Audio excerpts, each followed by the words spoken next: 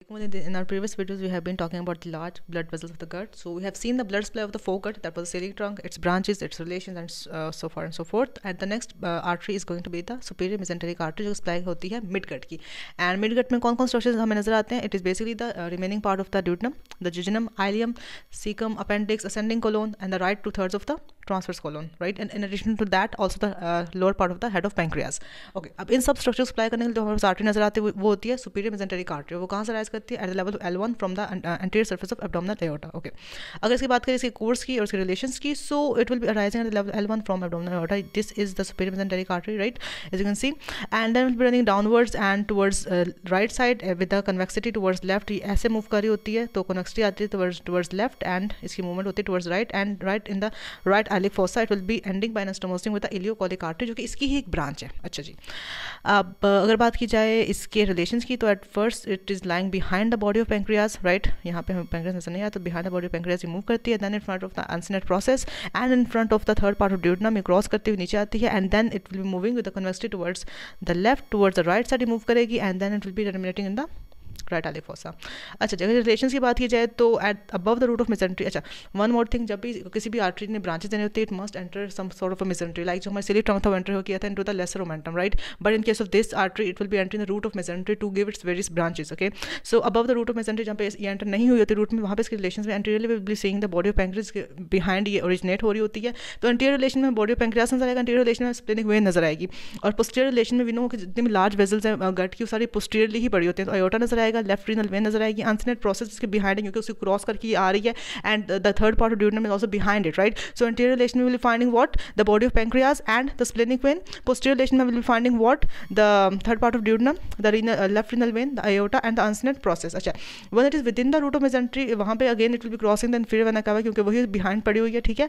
And the psoas major muscle, the right psoas major muscle throughout its course will be accompanied by the superior mesenteric vein, ठीक है? वो इसकी right side पे move करती हुई नजर आती है, एंड बस. और इसके अलावा कुछ superior mesenteric plexus of the nerves का जिसको सराउंड कर रहा था थॉट्स कोर्स.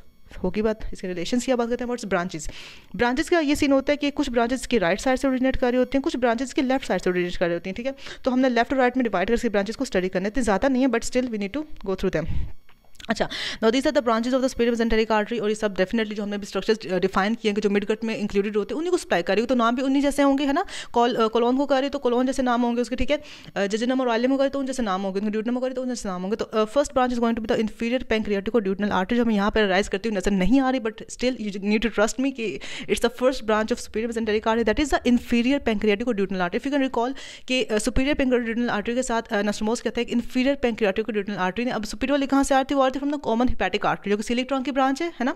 और जो इंफीरियर वाली कहाँ से आ रही है from the inferior superior mesenteric artery.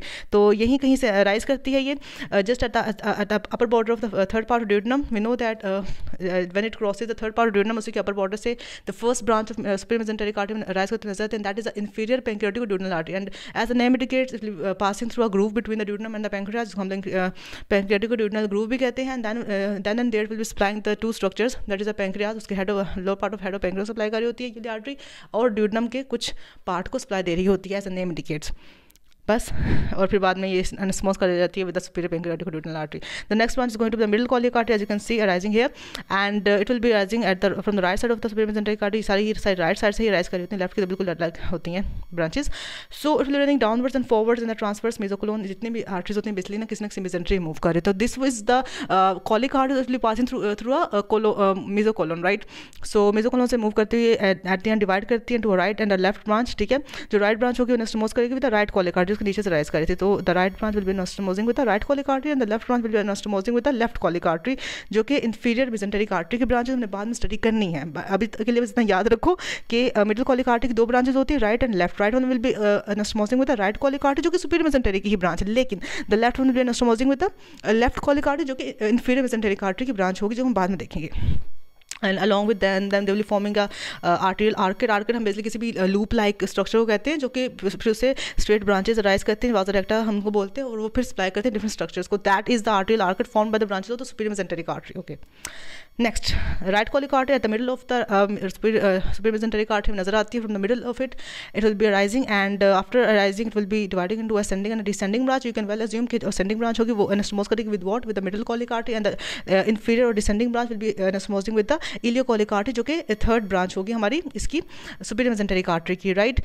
And once again they will be forming certain arcades जो कि फिर बाद में वाजा रेक्टा देकर different parts of इसको supply देते हैं upper to third with ascending colon को, right, flexure colic flexure को, ये सारी supply जाएगी. ओके, तीसरी ब्रांच पे होगी.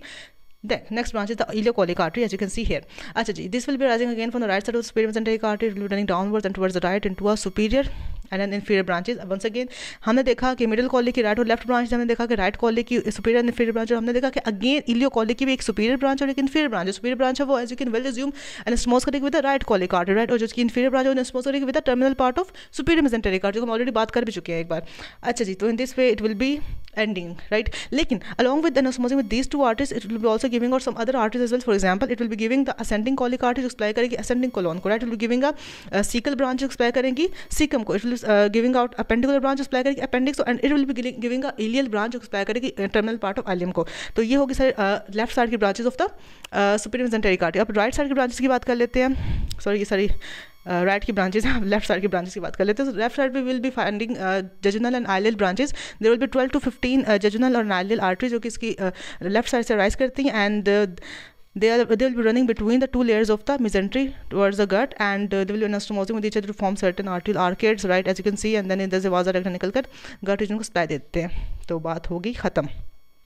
Then we talk about one more thing, that just like we have the superior mesenteric vein, we also have a just like we have superior mesenteric artery, we also have superior mesenteric vein जो कि definitely इसी के साथ साथ चलती आएगी. It will be starting in the right iliac fossa, जहाँ पे ये artery खत्म हुई वहीं से ये vein start होगी, the superior mesenteric vein, and it will be running upwards, and it will be collecting the blood from the small intestine, the appendix, the cecum, ascending colon, transverse colon. वही structure जो basically supply दे रही है जिनको superior mesenteric artery, उन structure से venous drainage लेना किसका काम है, superior mesenteric vein का काम है.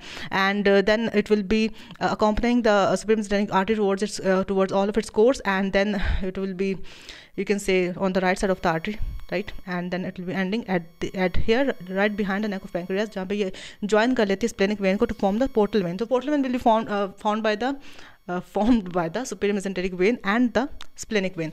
अच्छा, अगर इसकी tributaries की बात की जाए तो the tributaries of the superior mesenteric vein are the same as that of the branches of the superior mesenteric artery. In addition to that, it will also receiving the right gastroepiphytic vein and the inferior pancreaticoduodenal vein.